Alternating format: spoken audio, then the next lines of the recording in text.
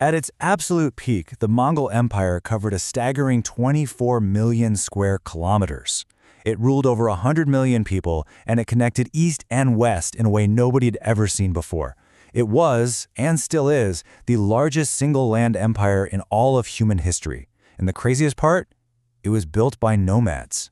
So the question is, how on earth did they do it? Let's get into it.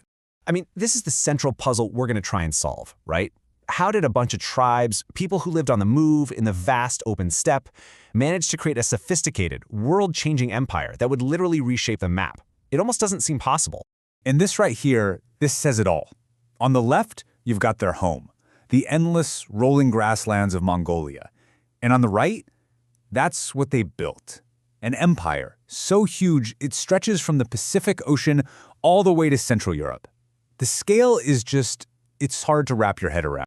You know, the very phrase nomadic empire sounds like a complete contradiction. When we think empire, we think of cities, of complex governments, of stability. But nomads, they're all about movement, following the herds, living life on the go. So the challenge for the Mongols wasn't just conquering places, it was figuring out how to actually rule them without giving up who they were. To really understand the empire, you first have to understand the man who basically willed it into being. A man who was born with the name Temujin, but who the world would soon come to know by a very, very different title. Temujin's early life was, to put it mildly, brutal. His dad, a minor chief, was murdered. His own clan just left his family to die out on the steppe. He was captured, he was enslaved, he was humiliated. But all of that hardship, it forged this unbelievable will to survive and a genius for making allies. And by 1206, he had pulled off the impossible. You see, his very first conquest wasn't some foreign country, it was his own people. Before him, the Mongol tribes were just a mess of rival clans, always fighting each other. He took that chaos and forged it into a single, unified nation, all ready to follow their new, universal ruler, Genghis Khan. Okay, so with the Mongol people finally united behind him, Genghis Khan turned his sights outward. And what came next was a tidal wave of conquest so fast, so huge, and so unbelievably brutal that it left the entire known world in shock. Just look at this map again. In just a few decades, Mongol armies thundered across continents, smashing ancient kingdoms and empires that had stood for centuries. The speed and the scale of it all, it was something nobody had ever seen before. And the numbers. The numbers that come with these conquests are just staggering. Take the city of Herat in today's Afghanistan. It was this vibrant center of art and culture. After the Mongols were done with it, some accounts report a death toll that's, well, it's almost beyond comprehension. And it didn't stop there. Then you have Merv, another massive, important city. Historians at the time wrote that it took 13 whole days just to count the dead after the siege. The message they were sending was terrifyingly clear. If you resist us, you will be utterly destroyed. Then in 1258, it was Genghis Khan's grandson, Hulegu, who sacked Baghdad. This was the heart of the Islamic world, a city that had been a center of learning for 500 years. Its legendary libraries, the House of Wisdom, all of it was destroyed. It was a catastrophic blow to civilization. So how could anyone justify this level of destruction? Well, this quote, supposedly what Genghis Khan told the people of one conquered city, gives us a chilling look inside his head. He didn't see himself as just a warlord. He saw himself as a divine punishment, a scourge of God sent to punish the wicked. But here's the thing, pure terror doesn't build the largest empire in history. It just doesn't. Behind all that brutal warfare was an incredibly smart and practical system of organization. This is how they actually ran the place.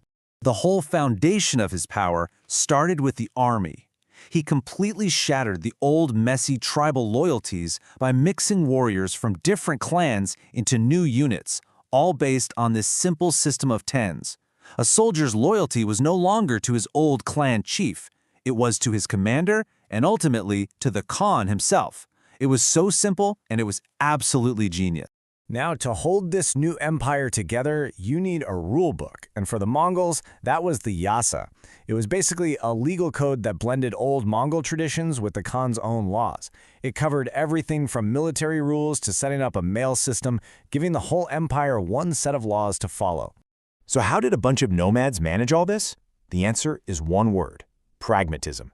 They were brilliant at using what worked. They didn't care where you came from. If you were a skilled administrator, they'd hire you. They set up this incredible courier system called the Yam. Think of it like a medieval Pony Express on steroids that kept the empire connected. And crucially, they were religiously tolerant, not because they were saints, but because it was just plain practical for ruling so many different kinds of people. And one of the biggest results of their rule was something called the Pax Mongolica, the Mongol Peace. By making this huge chunk of the world safe, they reopened the Silk Road. For the first time in centuries, a merchant could travel all the way from Italy to China safely.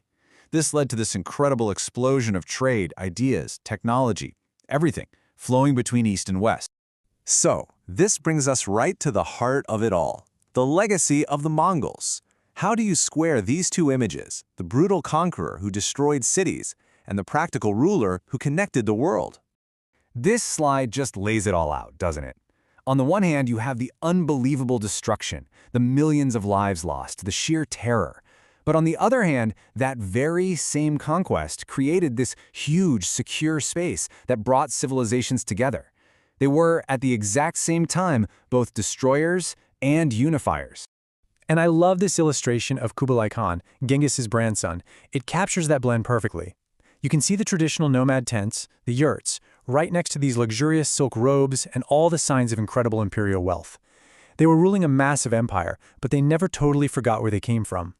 And what's really fascinating is how this all plays out today. For decades under Soviet rule, Genghis Khan was a villain. But now, in his homeland of Mongolia, he is the national hero. He's the founding father of their nation, a powerful symbol of unity and pride. Which leaves us with one final big question. Was Genghis Khan history's greatest conqueror, responsible for wiping out huge populations?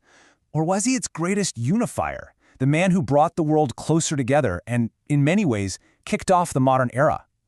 The truth is, he was probably both. And maybe, just maybe, you can't be one without also being the other.